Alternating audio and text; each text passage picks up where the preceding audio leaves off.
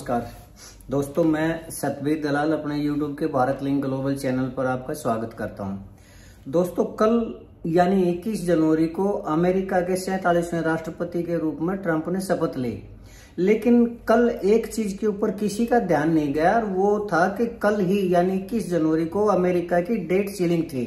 Date ceiling का तात्पर्य ये होता है दोस्तों कि कर्जा लेने की अधिकतम सीमा, यानी अमेरिका जितना कर्जा ले सकता था उससे आगे वो 21 जनवरी से आगे कर्जा नहीं ले सकता।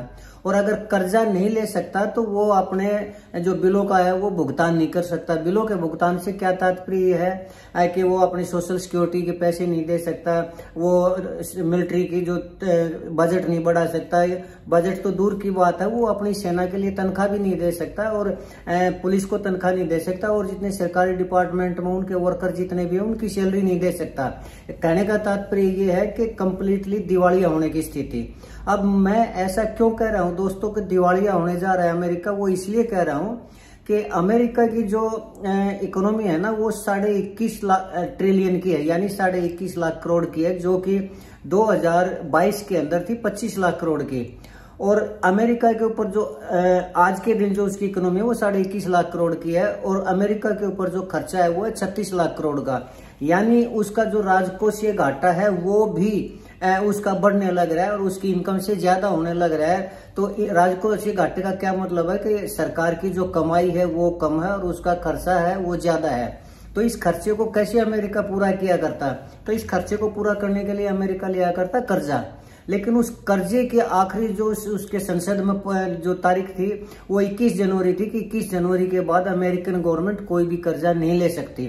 और अगर कर्जा नहीं ले सकती तो ये जितने भी मैंने खर्चे बताए ये अमेरिकन सरकार नहीं कर सकती और अब खर्चे नहीं करेगी, सोशल सिक्योरिटी नहीं दे पाएगी। सोशल सिक्योरिटी का मतलब मैं आपको बताऊं कि तो सोशल सिक्योरिटी में आती है पेंशन और जो बेनिफिट्स हैं वो, या फिर और जो खर्चे जो से समाज कल्याण के लिए किए जाते हैं वो खर्चे भी नहीं दे पाएंगे।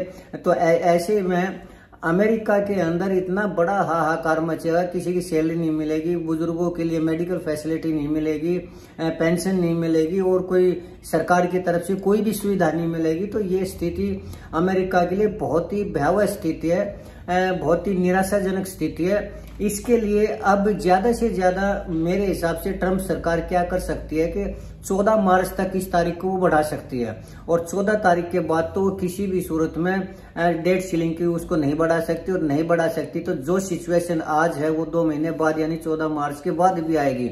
और 14 मार्च के बाद आएगी तो इसका क्या तात्पर्य है कि 14 मार्च को अमेरिका का शटडाउन यानी इंसॉल्वेंट। और अगर अमेरिका ही दिवालिया हो गया दोस्तों तो पूरी दुनिया की इकोनॉमी के ऊपर उसका असर पड़ेगा, चाहे वो भारत हो, चीन हो या दूसरे हो, पूरी दुनिया पर उसका असर पड़ेगा। पूरी दुनिया के अंदर ऐसी स्थिति हो जाएगी जो अमेरिका से जुड़े हुए हैं, जिनके व्यापारिक हित अमेरिका से जुड़े हुए हैं, उनके ऊपर भी असर पड़ेगा। और इस स्थिति से बचने के लिए सरकार कुछ नहीं कर सकती। मेरे हिसाब से बाइडेन ने जो एक कदम उठाया था, क्योंकि स्थिति आज से नहीं है, बाइडेन के टाइम से ये स्थिति लगातार होती जा रही है।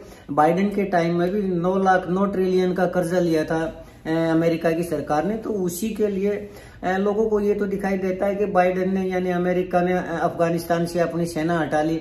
लेकिन अमेरिका से सैन्य हटाने का तात्पर्य ही ये था कि अमेरिका के पास अफगानिस्तान को देने के लिए पैसे ही नहीं बचे थे और उन पैसों को बचाने के लिए अमेरिका ने अफगानिस्तान से अपनी सेना हटाई थी। और अब जो ट्रंप करने जा रहे हैं, ट्रंप ने अभी एक घोषणा की है कि वो यूएनओ से अपना जो शेयर है वो खत्म कर देगा। यानी यूएनओ को जितने पैसे दिया था वो सबसे ज्यादा उसका पार्ट हुआ करता यूएनओ में वो अमेरिका का हुआ करता।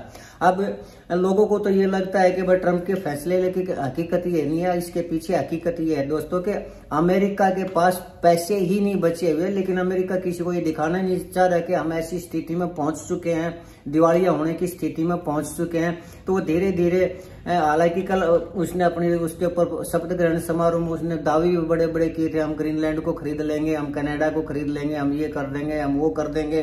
लेकिन हकीकत ये है कि उनके ये सब हवाई दावे, न तो ग्रीनलैंड को खरीदने की उसकी औकात है, न कनाडा को खरीदने की औकात है, उसके खुद के तनख्वाह देने के पैसे आज के दिन अमेरिका के पास नहीं है, तो ग्रीनलैंड जैसे देशों को, टापुओं को कैसे खरीद लेगा।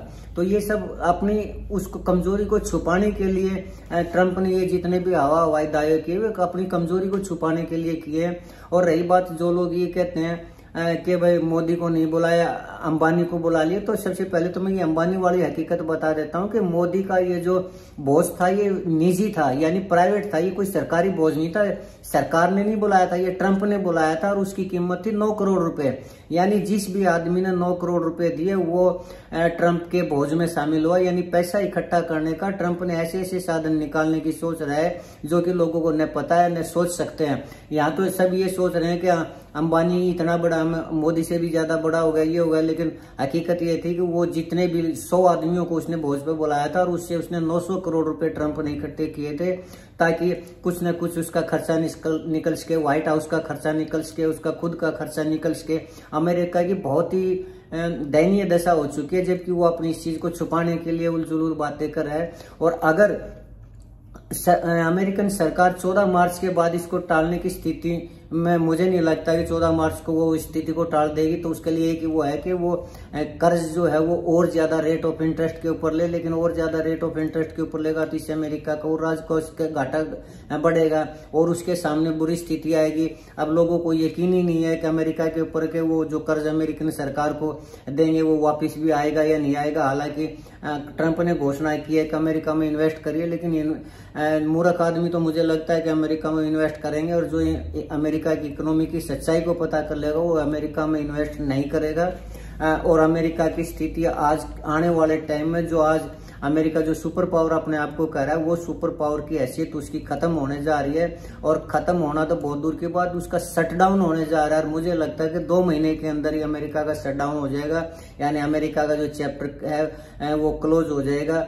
अब देखना ये है कि इस स्थिति को 14 मार्च के बाद ट्रंप इस स्थिति को कैसे संभालते हैं, किस देश के साथ अपने संबंध बढ़ाते हैं, किस देश के साथ अपने संबंध खत्म करते हैं। मुझे लगता है ये जो टैरिफ का मामला है कि हर एक देश के ऊपर टैरिफ लगेगा, वो भी इसीलिए है जो किसी देश पे 100% टैरिफ, किसी देश के ऊपर 60% टैरिफ की जो घोषणा करा है उसका यही है ताकि अमेरिका के पास ज्यादा से ज्यादा पैसे आ जाए। लेकिन ये स्थिति अगर भारत के साथ टैरिफ बढ़ाएगा तो ये अमेरिका के लिए और भी दयनीय स्थिति हो जाएगी, क्योंकि अमेरिका का जितना बड़ा बाजार है वो दुनिया में और किसी का भी बाजार नहीं है। इसलिए अमेरिका के साथ वो संबंध बढ़ाएगा, व्यापारिक रिश्ते बढ़ाएगा ताकि उसकी दिवालियापन होने की जो स्थिति है उसको कुछ तक टाला जा सके।